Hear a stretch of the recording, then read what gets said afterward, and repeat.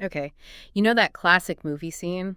The one where someone is staring into a swinging pocket watch, eyes getting heavy, and the hypnotist is murmuring, "You're getting very sleepy." Right? The classic image. That's the image that probably pops into most of our heads when we hear the word hypnosis.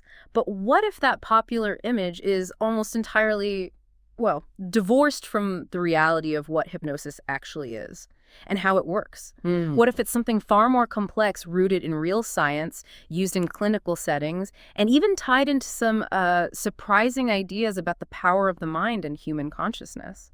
That Hollywood portrayal is certainly widespread, yeah, Hmm. and deeply ingrained in our cultural understanding. But as we delve into the sources you've gathered, it quickly becomes clear that the truth is much more nuanced. Mm, Fascinating. right. Hypnosis isn't really about putting someone to sleep or, taking away their will. It's fundamentally about focus, suggestibility, and accessing certain mental capacities in a targeted way. Absolutely.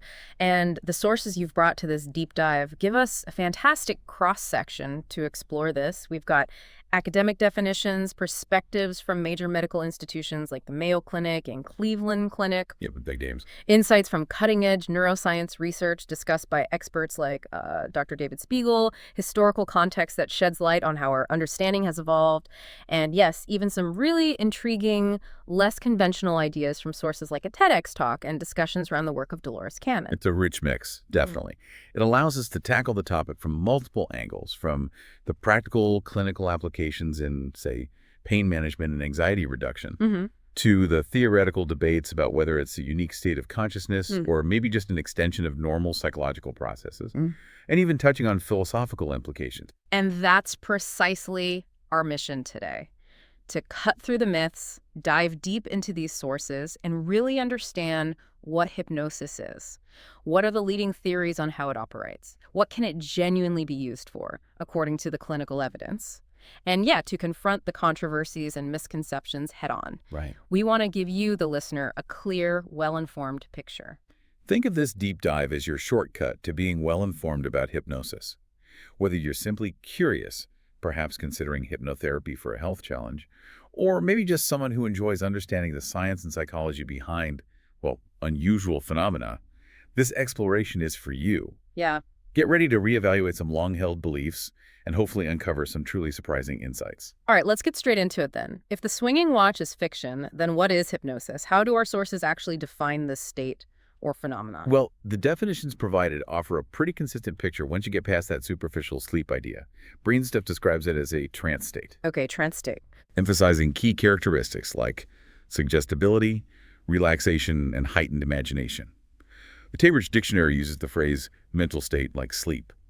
But, crucially, Wikipedia clarifies that while the word hypnosis comes from the Greek for sleep, hypnos, the state itself only resembles sleep superficially. Ah. You're definitely not asleep. So the name itself is a bit of a historical misnomer then. Kind of misleading. Exactly. It was coined by James Braid back in the 19th century, and his initial focus was on these eye fixation techniques that could induce a sort of drowsy state. Right. But the clinical understanding has moved far beyond that. The Mayo Clinic describes it as a changed state of awareness and increased relaxation that allows for improved focus and concentration. Focus and concentration. And Cleveland Clinic offers a similar definition, calling it a heightened state of concentration and focused attention. Notice this shift in emphasis there away from sleepiness towards intense focus. That feels like a much more active mental state than the stereotypical image suggests. Focused attention, relaxation, and heightened imagination. Hmm. That's interesting. It is. And central to all these definitions is the concept of increased suggestibility. That comes up again and again. Suggestibility. Right. Brainstuff, Mayo Clinic, Cleveland Clinic all mention it.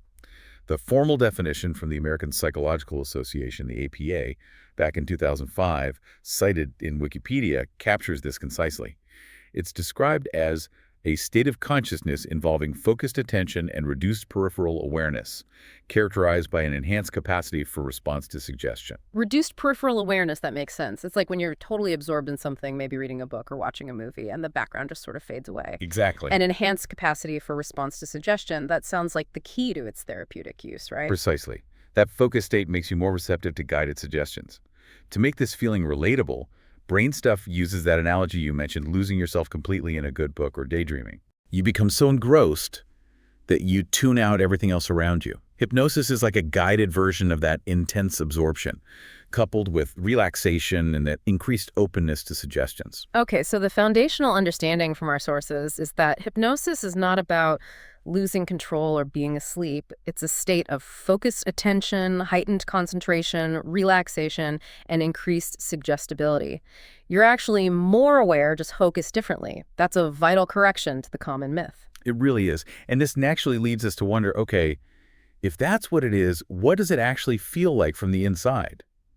Subjectively. And how does someone get into this state?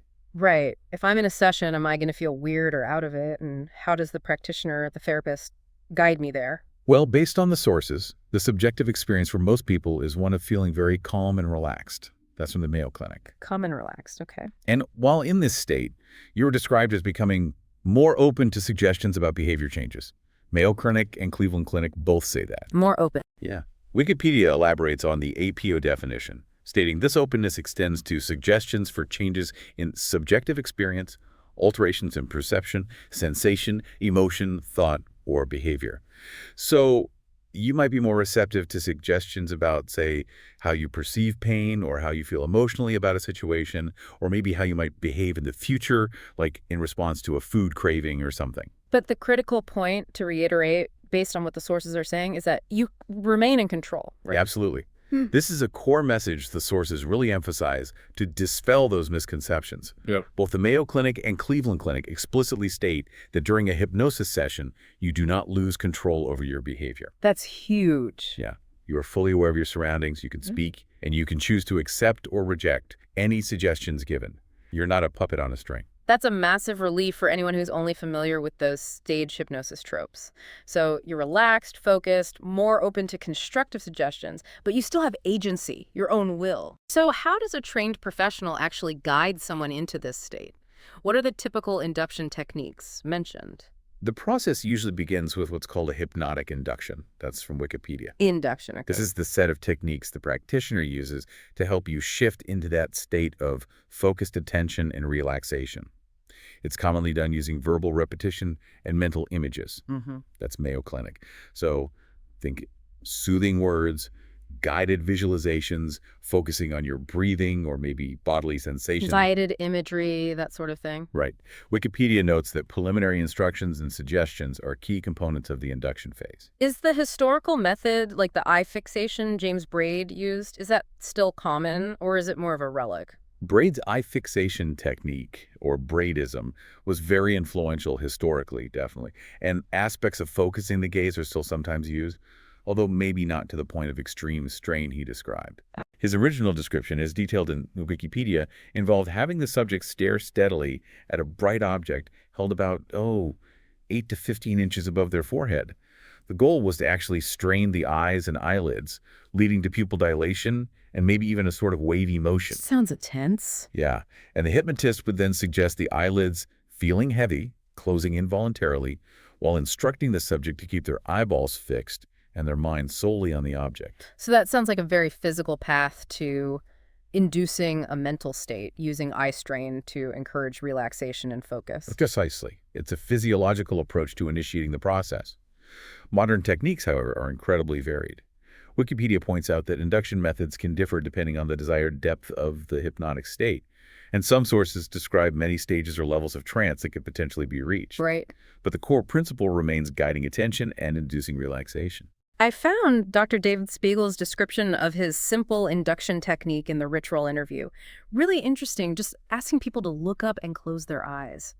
That sounds so simple. What's happening there, according to his perspective? Yeah, Dr. Spiegel explains that this technique is designed to be simple, yet effective for turning attention inward, while, crucially, preventing the subject from simply falling asleep. Ah, okay. Asking you to look up actually keeps you alert. It engages muscles that signal wakefulness.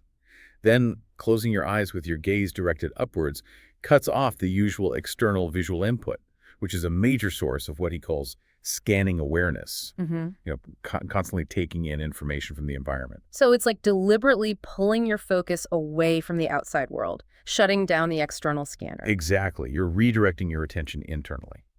He also connects this to historical practices, noting that looking up with eyes closed is part of older meditation traditions, Hmm. like focusing on the area of the third eye. Interesting parallel. And from a neurophysiological standpoint, he highlights that the cranial nerves controlling eye movement are closely linked to the reticular activating system in the brainstem, Okay, the RES.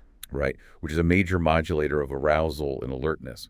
So this simple eye position might be leveraging that brain circuitry to facilitate a shift in conscious state. That's fascinating, connecting a simple physical action like looking up with your eyes closed to specific brain systems involved in alertness and attention, all to help you turn your focus inward. It makes the induction process sound very intentional and, well, grounded in how the brain actually It works. does. It's about skillfully guiding the individual into that receptive state. And from a purely practical standpoint, the sources mention simple preparation steps for someone undergoing hypnotherapy. Wear comfortable clothing and make sure you're well rested. That's Mayo Clinic. Makes sense. These basic things just help maximize the potential for relaxation, which is obviously a key component of the state. So, the induction is about guiding someone into a state of focused attention, relaxation, and increased suggestibility through various techniques, ranging from historical eye fixation to simple inward-focusing methods like Dr. Spiegel's. But how does that increased suggestibility actually work? What are the leading theories about the mechanisms behind hypnosis? Hmm. Here's where it gets really interesting. Our sources present several different, sometimes conflicting ideas about this. Yeah, this is really the heart of the academic debate surrounding hypnosis. Yeah. The state versus non-state theories. That's a major theme in the Wikipedia source. State versus non-state. Okay, let's dive into that debate. What's the core difference between those two views? Okay, so the altered state theories propose that hypnosis induces a genuinely special psychological state, or an altered state of mind consciousness. That's from Wikipedia and an Encyclopedia Britannica quote. A special state. Right. Proponents argue that the hypnotic state is qualitatively distinct from normal waking awareness. It's a unique trance state with specific characteristics like that heightened suggestibility we talked about. So it's like the brain or mind shifts into a completely different mode of operation, a different gear, so to speak. That's the core argument, that something fundamentally different is happening at a cognitive or maybe neurological level that enables hypnotic phenomena. Now, on the other side are the non-state theories. Okay. These theories argue that hypnosis is not a unique state at all. Instead, the phenomena observed, the relaxation, the increased suggestibility, the reported alterations in experience, can be fully explained by combinations of normal psychological factors that we already understand pretty well. Normal psychological factors, Yeah. like what kind of thing? Things like the placebo effect, the power of expectation and belief. Right. Social role-taking, basically acting in accordance with how you believe a hypnotized person should behave. Imagination, expectation, motivation, and various cognitive strategies. Wikipedia lists key figures associated with these non-state perspectives. Theodore Sarbin, known for social role-taking theory. Theodore Barber, Nicholas Spanos, and John Chaves, associated with cognitive behavioral theory. And Irving Kirsch, who focused heavily on expectancy and the placebo effect. Kirsch, wasn't he the one who called it a non-deceptive placebo? That's right, famously in 1994, because it openly relies on suggestion to produce effects, unlike a deceptive placebo like a sugar pill presented as medicine. Okay, it feels a bit counterintuitive, though, that something that feels so different potentially could just be normal psychological processes amplified or combined. Can you elaborate a bit more on that social role-taking idea? Sure. Theodore Sarbin's theory suggests that when someone agrees to be hypnotized, they adopt a social role, the role of a hypnotized person. They are motivated, maybe consciously or maybe unconsciously, to act in a way consistent with that role, or as if they are hypnotized. They aren't necessarily faking it in a deliberate way. Their subjective experience is shaped by identifying with the expected role. So they buy into the role. Yeah, kind of. Wikipedia notes this theory is particularly useful for understanding stage hypnosis, where social pressure and performance expectations are obviously very high. Other psychologists like Robert Baker and Graham Wagstaff also see hypnotic responses as learned social behavior, emphasizing compliance, relaxation, and just general suggestibility. So the person isn't in a trance in some mystical sense, but rather they're performing the role of someone in a trance, and that performance itself, fueled by their motivation and expectation, creates the subjective experience and the response. Is that the idea? That's one interpretation within that non-state framework, yes. Yeah. Then there's the cognitive behavioral theory, championed by Barber and his colleagues. They viewed hypnotic responsiveness as an extension of ordinary cognitive and behavioral skills, like using your imagination and having positive expectations. Okay. They identified a positive cognitive set as being crucial, which they summarize with the acronym TEAM. Team. Yeah. Trust in the hypnotist, positive expectation about the outcome, a positive attitude towards hypnosis, and high motivation to be hypnotized. Wikipedia mentions this. They drew parallels between factors influencing hypnotic response and those in cognitive behavioral therapy, CBT. So if you trust the process, expect it to work, have a good attitude towards it, and you're motivated, you're more likely to respond, regardless of whether it's a unique brain state or not. That sounds very much like factors influencing pretty much any therapeutic outcome. Indeed. It grounds the effects in familiar psychological principles. The sources also briefly mention a couple of other theories, like information theory, which models the brain as a computer where hypnosis reduces interference to make suggestion more effective, and systems theory, which looks at interactions between nervous system subsystems and feedback loops. But the main debate really is state versus non-state. So we have these theories arguing it's a distinct state versus theories arguing it's just really powerful normal psychology. Where does the brain science fit in? Does fMRI research, like the stuff Dr. Spiegel talked about, support one view more than the other? This is where the neuroscience, particularly those fMRI studies discussed by Dr. Spiegel and the Rich Roll source, offer some really compelling, measurable data. And yes, these studies do show specific, reproducible changes in brain activity during hypnosis, especially in individuals identified as highly hypnotizable. Okay, so there's a physical correlate in the brain. Something measurable is changing. What exactly is changing? What did they find? One key finding is increased functional connectivity, basically. Sure. Increased communication between the executive control network. The planning part. Yeah, think of it as the part of your brain involved in planning, decision-making, directing attention. Specifically, the left dorsolateral prefrontal cortex. Increased connection between that network and the salience network, which includes a deep brain structure called the insula. The insula. The insula is like the brain's internal sensor. It monitors bodily states and feelings, plays a major role in that mind-body connection, and helps regulate functions like heart rate, digestion, autonomic responses. So this increased connection means the part of your brain that controls things is talking more directly to the part of your brain that feels and regulates your body. Is that a fair way to put it? That's a good way to put it, yeah. Dr. Spiegel suggests this enhanced connection might be the neural mechanism that enables greater conscious-like control over bodily functions. This could explain why hypnosis seems effective for conditions like pain management or IBS or reducing nausea from chemo. Right. You're potentially gaining more direct access to influence those physical systems. That's a powerful potential link between the brain changes and the clinical applications we hear about. What's the second key finding from those studies? The second finding is actually the opposite. A decrease in functional connectivity between that same executive control network and the default mode network, specifically in a region called the posterior cingulate cortex. Okay, decreased connection this time, and the default mode network. Remind me. The default mode network is typically active when your mind is wandering, reflecting on yourself, thinking about the past or future, essentially, when you're not focused on the external world or a specific task. It's very involved in self-reflection. Right, me network. Kind of, yeah. Its activity often decreases in experienced meditators, for example, who are practicing detachment from selfness.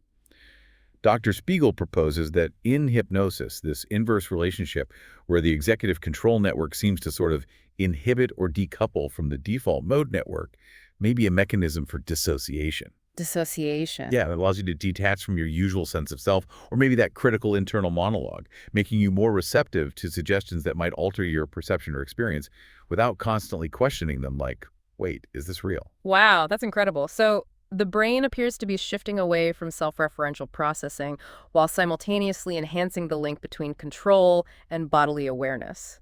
That sounds very much like an altered state, doesn't it? It's compelling evidence, certainly, for distinct brain changes occurring during hypnosis, at least in those who are responsive. These findings lend significant weight to the altered state perspective, suggesting there's a measurable neurological basis for the hypnotic experience that might go beyond just normal psychological factors. Yeah.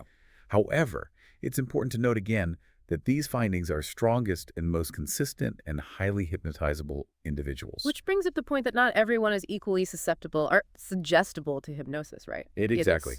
Hypnotizability is a trait that varies among people. Scales like the Stanford Hypnotic Susceptibility Scale are used in research to measure how responsive someone is. Both Wikipedia and Rich Roll mention this. And Dr. Spiegel links high hypnotizability to the concept of absorption. The tendency to get deeply engrossed in things, whether it's a movie, music, nature, or just a daydream. Rich Roll mentions this connection, referencing Edward Tellegen's work on absorption. So perhaps the ability to enter this state and experience these brain changes is tied to a pre-existing capacity for absorption and focused attention. Like some people were just naturally better at getting lost in things. That makes a lot of sense, doesn't it? It's not something that's just imposed on you from the outside, but rather leveraging an existing capacity you have, perhaps amplified or directed in a specific way by the induction. Yeah.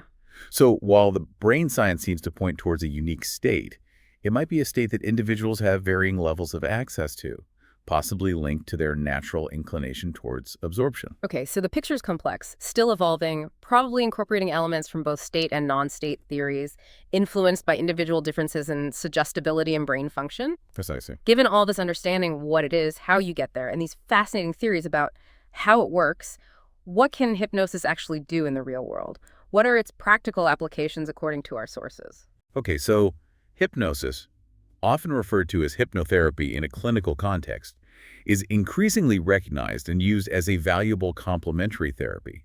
That's the term used by Mayo Clinic and Cleveland Clinic. Complementary, meaning alongside other treatments. Exactly. It's used alongside rather than instead of traditional medical and psychological treatments. It's not typically presented as a standalone cure-all, but something that can significantly enhance the effectiveness of other interventions. Okay. What are some of the most common areas where it's applied clinically? There's actually a surprisingly broad range of documented uses. It's frequently used for coping with stress and anxiety, which is huge for many people, and particularly for managing anxiety before medical or dental procedures. Oh. Mayo Clinic mentions that. Makes sense. A really significant area of application is pain control. The sources list documented use for pain associated with burns, cancer, childbirth, irritable bowel syndrome, IBS, fibromyalgia, temporomandibular joint or TMJ, jaw issues, dental procedures, and various types of headaches. That's all from Mayo Clinic. That's quite a list for pain. It is. And the Cambridge Dictionary specifically mentions patients reporting an average of a 36% reduction in pain. 36%, that's substantial. Clinically significant, yeah. And it notes its potential for reducing procedure-related pain and distress in pediatric cancer patients, too. That highlights the potential of this technique to influence subjective experience and physical sensation. Maybe leveraging that enhanced brain connection, the executive control insula thing we talked about. That's a very plausible link, yes. Hypnosis is also used for behavior change, helping people address issues like sleep problems, bedwetting, smoking cessation, and overeating. Mayo Clinic again. Smoking and weight loss are big ones people associate with hypnosis. They are. Wikipedia mentions studies showing enhanced outcomes when hypnosis is added to standard treatments for smoking cessation and weight loss. It's also noted that while licensed healthcare professionals use hypnotherapy for these issues, sometimes certified hypnotherapists who might not be physicians or psychologists often focus specifically on areas like smoking and weight management. Okay. Are there other medical conditions or psychological issues where it's applied? Yes, it can be helpful in easing the side effects associated with cancer treatments like chemotherapy and radiation, things like nausea or anxiety. Mayo Clinic lists that.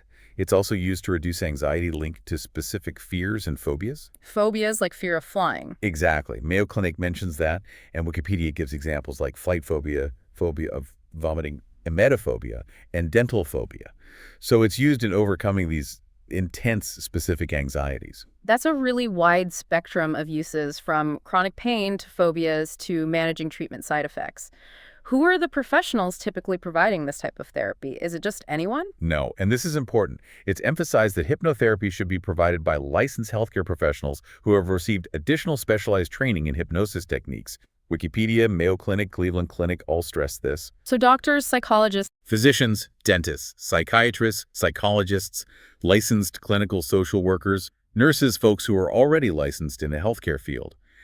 Dr. Deirdre Barrett, a Harvard psychologist mentioned in Wikipedia, makes a crucial point about this.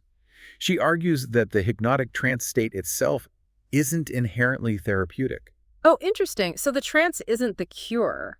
No, her point is that it's the suggestions and mental imagery used within that receptive state that are therapeutic. The trance creates this environment where individuals can rehearse new ways of thinking or feeling, which then helps them alter their behavior or responses in their normal waking lives. That's a great way to frame it. It's not that being in a trance magically fixes things, but that the trance state makes you more receptive to doing the mental work needed for change. Exactly. Facilitates the process. Are there any other, maybe less conventional or historical applications mentioned in the sources that caught your eye? Well, the sources touch on some interesting historical connections. Franz Mesmer, whose early work predates Braid, though he called it animal magnetism, not hypnosis, often incorporated music using instruments like pianos or maybe glass harmonicas. Mesmer and music. Okay, yeah. And later, researchers like Jean-Martin Charcot and even Ivan Pavlov used specific sounds like gongs, tuning forks, or bells in their experiments involving induced states and physiological responses. Wikipedia mentions these links. So there seems to be a long history of connecting sound and music to influencing these kinds of states. It seems that rhythmic or focused auditory input can be a powerful aid in shifting attention and inducing that receptive state. The sources also draw analogies between certain aspects of hypnotism and phenomena like crowd psychology, religious hysteria, and ritual trances in different cultures. These parallels suggest there might be shared underlying mechanisms involving focused attention, heightened emotion, suggestibility, and maybe group dynamics. Wikipedia brings this up. There's also a brief mention of potential use in sports performance, likely focusing on things like mental rehearsal, focus enhancement, or managing performance anxiety. So while the core documented uses are clinical and therapeutic, there are these fascinating historical and cultural connections to explore as well. But of course, hypnosis also has this reputation for being controversial, maybe even dangerous in some contexts. What are the controversies and risks highlighted in the sources? This is important. Yes, this is a critical area because it directly addresses many public fears and misconceptions. One of the most controversial applications historically has been memory recall. Right, trying to remember things. Exactly. Past practices, including forensic hypnosis, used sometimes in criminal investigations and some forms of therapy involving age regression, attempted to use hypnosis to retrieve lost or repressed memories, like uncovering details of a crime or maybe a childhood trauma. Does it work? Well, this is where the research is pretty damning. Research cited across multiple sources. Brainstuff, Cambridge Dictionary, Wikipedia strongly indicates that hypnotizing individuals does not help them recall events more accurately. And, alarmingly, it may actually aid the formation of false memories. False memories, wow. Yeah. Due to this demonstrated unreliability and the potential for creating inaccurate or even completely fabricated memories, this application has significantly declined in responsible clinical and forensic settings. So if someone is trying to retrieve detailed memories under hypnosis, that should be seen as a major red flag. And those memories should be treated with extreme caution or outright skepticism. That's the clear implication from the scientific sources. Memories retrieved under hypnosis are considered unreliable and shouldn't be treated as factual evidence. Simple as that. Okay. What else contributes to the controversy? Another significant contributor to the negative public image is stage hypnosis. Rich Roll's source talks about this. The entertainment shows. Right. While they might be entertaining for some, these shows can reinforce the idea that hypnosis is about losing control or being manipulated for laughs. Dr. Spiegel points out that stage hypnotists often operate with no clinical responsibility. They're performing for entertainment, not therapeutic benefit, which unfortunately gives clinical hypnosis a bad name and contributes to that sort of snake oil veneer. Which feeds directly into the biggest fear people have, right? Losing control or being brainwashed. And the sources are very clear in countering this specific fear, at least in the context of responsible therapeutic hypnosis. Mayo Clinic and Cleveland Clinic explicitly state that you do not lose control and you are not brainwashed. Okay. You retain your free will, your moral compass.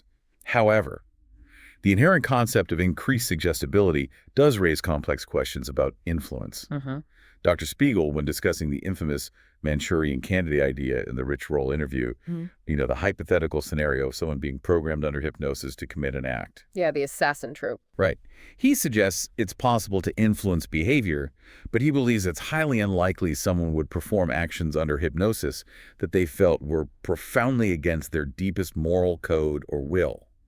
But he does acknowledge that influence is part of the dynamic. It's inherent in suggestion. It's a fine line, isn't it? Being open to suggestion for therapeutic change versus being compelled to do something against your will.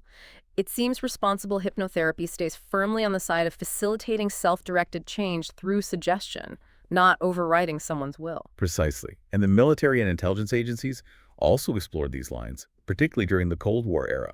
Wikipedia mentions a declassified 1966 U.S. document that investigated military applications of hypnosis. What do they find? They concluded there was no evidence of effective use by intelligence services and no clear evidence that hypnosis phenomena were distinct from ordinary suggestion, motivation, and expectancy.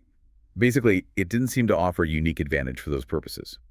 Wikipedia also highlights the deeply unethical CIA Project MKUltra experiments in the 1950s and 60s. MKUltra. Yeah, they involved using drugs like LSD in combination with hypnosis, often on unwitting participants, in an attempt to explore mind control possibilities. Horrific stuff. That historical context, particularly MKUltra and the failed attempts at forensic memory retrieval, really underscores why there's so much suspicion and fear surrounding hypnosis in some quarters. It certainly does.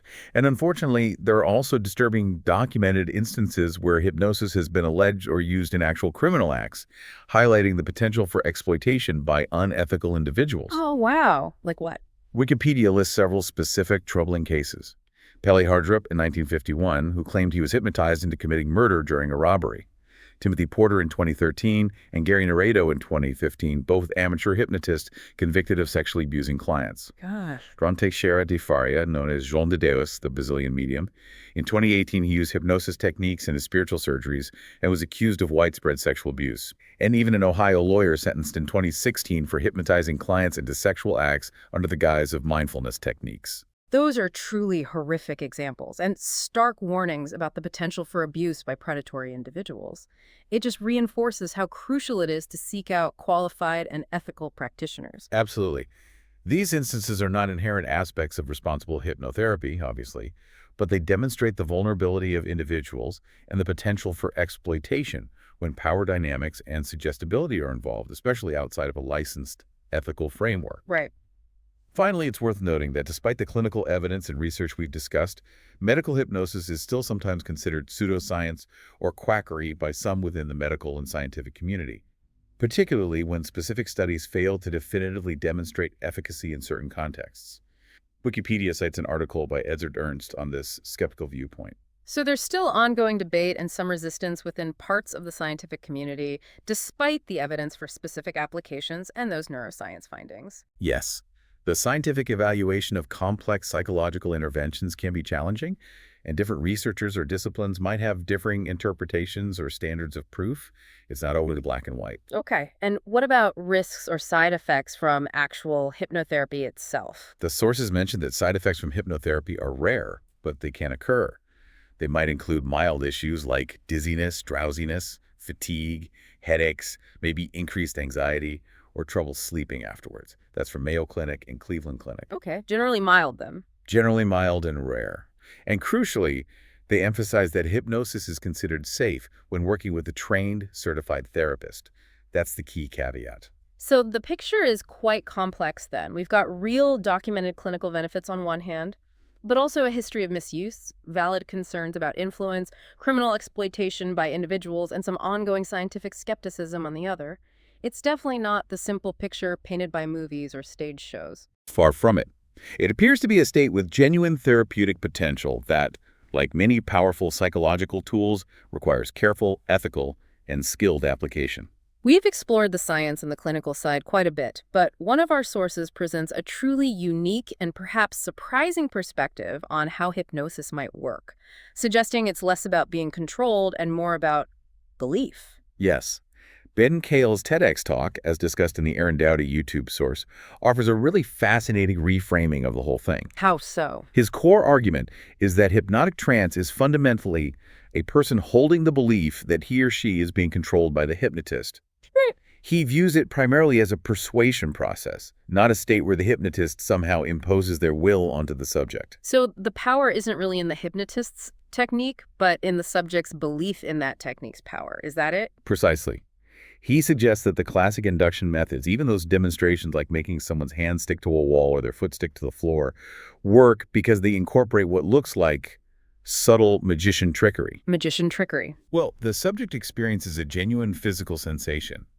Perhaps the natural slight tremor from holding a hand still for a long time, or the awkwardness of trying to lift a foot when their weight is awkwardly balanced on it. And they attribute this physical difficulty to the hypnotist's influence. Ah, I see. Their internal dialogue is something like, "Oh, I'm trying to move it and I can't. It must be because Ben, the hypnotist, is stopping me." They misattribute the cause. That's a brilliant psychological insight. The subject is doing the heavy lifting mentally by interpreting their own sensations through the lens of perceived external control. Exactly. And this leads to his really radical conclusion. Everything the subject experiences under hypnosis is something they're doing to themselves, facilitated by the hypnotic context. Wow. They are, in his words, exploiting the belief that they're being controlled to give themselves the legitimacy to do what they already wanted to do and be who they already wanted to be. That completely flips the script. From passive subject being acted upon to active participant using the structure. The perceived external control becomes a catalyst, almost like a permission slip, allowing the individual to access their own capacity for change. It's using the structure of hypnosis as a tool for self-empowerment, even if the mechanism feels like yielding control. It's a very empowering perspective, isn't it? Suggesting that the power ultimately resides within the individual, unlocked by their belief and the structure of the hypnotic interaction. And this idea of internal change, fueled by a shift in perception or belief, actually ties into another fascinating, albeit less conventional perspective from the source's insights drawn from Dolores Cannon's extensive work using hypnosis, also discussed in that Aaron Doughty video. Dolores Cannon. She was known for using a specific form of hypnosis, wasn't it? Quantum healing hypnosis technique, QHHT, to explore past lives and access deeper levels of consciousness. That's right. And through her sessions, accessing what clients reported as past life memories and communications with a deeper consciousness, or subconscious as she termed it, a common recurring message emerged across thousands of sessions with over 10,000 people, according to the source. A common message. What was it? The message was remarkably consistent. You came here to participate in the shift. The shift. What is this shift described as? Sounds significant. It's described as a massive collective consciousness grade in consciousness, or a significant ongoing increase in the planet's vibration and overall level of awareness. It's seen as a period of profound energetic and consciousness transformation happening right now on Earth. And there's a parallel drawn in the source to an ancient time, Atlantis. Yes. The source mentions the parallel to Atlantean times. This is described as a period on Earth with a significant increase in technological advancement and human abilities, but one where those powers were tragically misused due to ego and, well, a lack of spiritual maturity, leading eventually to a period of de-evolution or downfall. The current time is presented in this framework as a reintroduction of these higher energies and potentials, but with the awareness that humanity now has the opportunity to choose a more positive, conscious timeline this time around. So a second chance, essentially, to navigate a period of heightened energy and ability more wisely. And what does it mean to participate in this shift? It sounds like more than just passively observing it happen. Oh, much more. It's explicitly stated as being much more than observing. To participate means actively engaging with your own inner landscape and the world around you. It involves doing deep inner work, becoming acutely aware of your own subconscious patterns, and limiting beliefs to things that hold you back personally. Inner work. Yeah.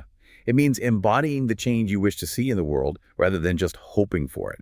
It's about expressing your authentic, real self and following your passion, as these actions are seen as contributing to the collective energy. The source also mentions that some souls might participate simply by being an antenna, sort of anchoring a higher frequency energy on the planet just by their presence and internal state. That's a powerful idea, that personal awareness of subconscious patterns isn't just for individual growth, but somehow contributes to a larger collective awareness. Maybe even awareness of societal or governmental patterns and systems. That's the connection suggested, yes. This perspective uses hypnosis as a tool to access layers of consciousness that proponents believe contain information about past lives, collective purpose, and these ongoing global transformations. While certainly outside the realm of conventional clinical hypnosis, Definitely. it offers a compelling, albeit unconventional, framework for understanding human experience and potential during what's perceived as a time of major planetary change. These ideas from Ben Cale and the work of Dolores Cannon really push the boundaries of what we typically think of when we hear hypnosis. From a powerful psychological tool for self-change fueled by belief to a method for accessing information about collective consciousness and planetary transformation, it dramatically expands the potential scope of the hypnotic state, even if it ventures into less conventional, maybe more spiritual or philosophical territory. They certainly offer fascinating alternative viewpoints that highlight the potential power of focused attention, belief, and perhaps deeper aspects of human consciousness that we're only just beginning to understand. Okay, so given the clear benefits of hypnotherapy in clinical settings, but also the potential for misuse and those disturbing documented crimes we discussed, it is absolutely critical to find reputable, qualified help if you, the listener, are considering exploring this for yourself. So what should someone look for? What practical steps can you take to find a trustworthy practitioner based on our sources? This is, as you said, absolutely crucial. The sources are very clear on this point. The primary criterion is to look for a healthcare professional who is already properly trained, licensed, and credentialed in a recognized clinical field first. First and foremost. Yes. Mayo Clinic, Cleveland Clinic, Rich Roll all emphasize this. This means he should be a licensed physician, a licensed psychologist, a licensed dentist, a licensed clinical social worker, a licensed nurse, or another licensed mental or physical healthcare provider. They need that foundational clinical license. So they must have that primary clinical license first. That's the baseline. That's the absolute baseline recommended by these sources. Then you look for someone who has additional specialized training, specifically in hypnosis and hypnotherapy techniques. Mayo Clinic, Cleveland Clinic, Rich Roll again. Dr. Spiegel strongly emphasizes this point in the Rich Roll interview. Find someone whose primary identity and training is as a licensed clinician and who has gone on to get specific recognized training in hypnosis. That distinction is vital. It's not enough for someone just to call themselves a hypnotist or even a certified hypnotherapist without that underlying clinical license. Exactly. According to these mainstream medical and psychological sources, that clinical license is key. It ensures they understand health conditions, psychological dynamics, ethical responsibilities, and appropriate treatment planning within their established scope of practice. Beyond credentials, the sources also stress the importance of choosing someone you feel comfortable with and trust. Mayo Clinic and Cleveland Clinic both mention this. This is true for any therapeutic relationship, of course, but perhaps even more so with hypnosis, given the level of rapport and suggestibility involved. You need that trust. Are there specific organizations or resources that can help people find these qualified professionals? Yes, there are several reputable organizations mentioned in the sources that maintain directories or can provide referrals. These include the American Society of Clinical Hypnosis, ASCH, ASC. the Society for Clinical and Experimental Hypnosis, SCEH, and for psychologists specifically, Division 31 of the American Psychological Association. Mayo Clinic and Rich Roll list these. Wikipedia also notes that the ASCH specifically requires its members to be licensed healthcare workers holding graduate degrees. That's a high standard. It is. And the Psychology Today website is also listed as a resource for finding trained professionals who might list hypnosis as a specialty. That's incredibly helpful and actionable information for anyone considering hypnotherapy. Doing that background check, looking for those specific licenses and certifications from recognized bodies like ASCH or SCEH seems like the key to finding responsible, ethical help and avoiding potential harm. Absolutely. It's the best way to ensure you're working with someone qualified to use this powerful tool safely and effectively within an ethical framework. Well, we've certainly gone on quite a journey in this deep dive. We started by dismantling that simple Hollywood myth, didn't we? We did. The swinging watch is mostly fiction. Then moved through the academic definitions of hypnosis as a state of focused attention and suggestibility, explored the subjective experience and induction techniques, wrestled with those competing state and non-state theories, The big debate. looked at the compelling insights from neuroscience showing distinct brain changes, detailed the surprisingly wide range of documented clinical applications: pain, anxiety, phobias, habits, A lot of potential uses. confronted the serious controversies, including unreliable memory recall and, frankly, criminal misuse, and even dipped our toes into fascinating, less conventional ideas about the power of belief as a catalyst for self-change and the concept of a collective consciousness shift. It's a topic that really defies easy answers, doesn't it? Yeah. It spans from the strictly scientific to the deeply philosophical. We've seen that responsible hypnotherapy appears to be a legitimate complementary therapy for various conditions, rooted in a state of focused attention rather than unconsciousness. Right. The debate about how exactly it works continues, but neuroscience offers intriguing clues about specific brain activity, especially in highly responsive people. And while it definitely has a dark side involving misuse and misconception, the path to safe application clearly lies in seeking out those licensed healthcare professionals with specialized training. Hopefully, this deep dive has given you, our listener, a much clearer, more nuanced picture of what hypnosis truly is, separating the facts from the lingering fiction, and perhaps sparked some significant aha moments about the profound power of focus, suggestion, and belief, not just within our own individual minds, but potentially in influencing our reality on a larger scale. It really leaves us with the compelling idea that understanding and perhaps harnessing the mechanisms behind hypnosis might offer deeper insights into human potential and the nature of consciousness itself. So here's a final thought to ponder, building on that idea from Ben Kale. If believing you are being controlled under hypnosis can actually empower you to change yourself from within, what does that reveal about the subtle ways belief, expectation, and perceived authority might already be shaping our everyday reality, our limitations, and our potential, even without us ever entering a formal hypnotic state? Thank you for listening, and see you soon.